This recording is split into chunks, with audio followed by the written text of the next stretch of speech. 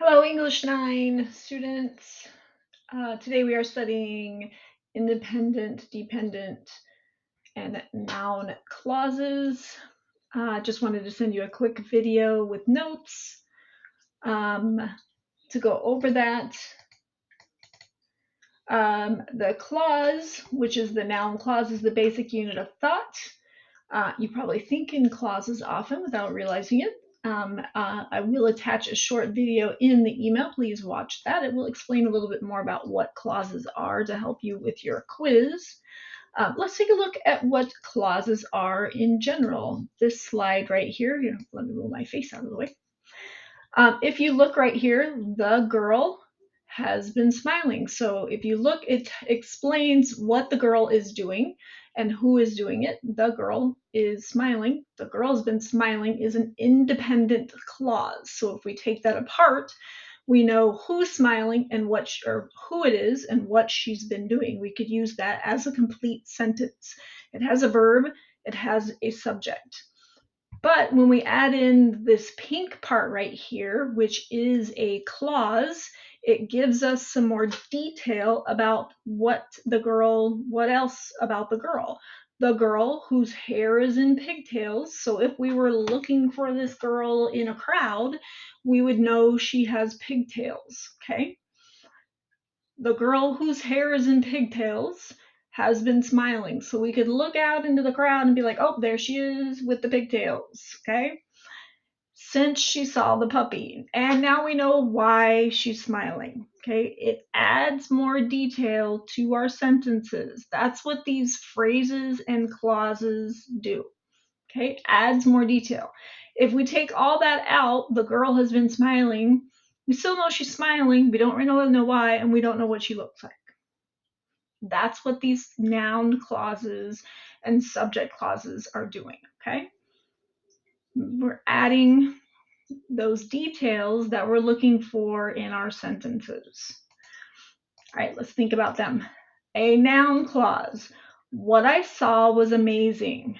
The noun clause, what I saw, is the subject of the sentence. It's what you're looking at. Was amazing is the verb clause, okay? It's the doing part. Remember, a verb is something that you do. I'll cook something with whatever we have in the pantry. The noun clause, whatever we have, is the object of the preposition. So we are going to be cooking something. That's our verb. Whatever we have is our noun. Okay? Let's look at this one. A dependent clause is a group of words that has a subject and a verb, but it can't stand all by itself. So it wouldn't make any sense, is what it's basically saying. So if you took all the words away from it and you tried to make it stand all by itself, you'd be confused. So right here, if we took this, whenever I take a shower, if you just walked up to somebody and said, whenever I take a shower, they'd be like, all right, what do you mean whenever you take a shower? It'd be a little confusing, right?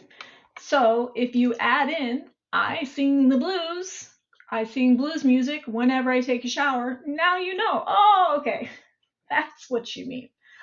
You sing blues music whenever you take a shower. It adds the rest of the information you're looking for, okay? So this last part in yellow depends on the rest of the sentence. You have to have the rest of the sentence for that part in yellow to make sense. Okay, it connects. That's why it's dependent. It's dependent on the rest of the words to make sense. That's why they call it dependent. Here's the other one. The clause, whenever I take a shower, is dependent. It has to have it. It has a verb, it has a subject. It just doesn't make any sense because it leaves the other person to hang. You're like, right? All right, independent clauses. You don't need that. It doesn't depend on the rest of the sentence. You could leave it all by itself and it still would make sense. The painting hangs. Okay? It can hang. You don't know where it hangs, but it hangs. It can stand all by itself. Has a subject, has a verb. Does it make more sense if you add more words to it? Sure it does. But it can stand all by itself. If you add more to it, it makes more sense. The painting hangs on the wall. The painting hangs on the ceiling. The painting hangs on a picture hook.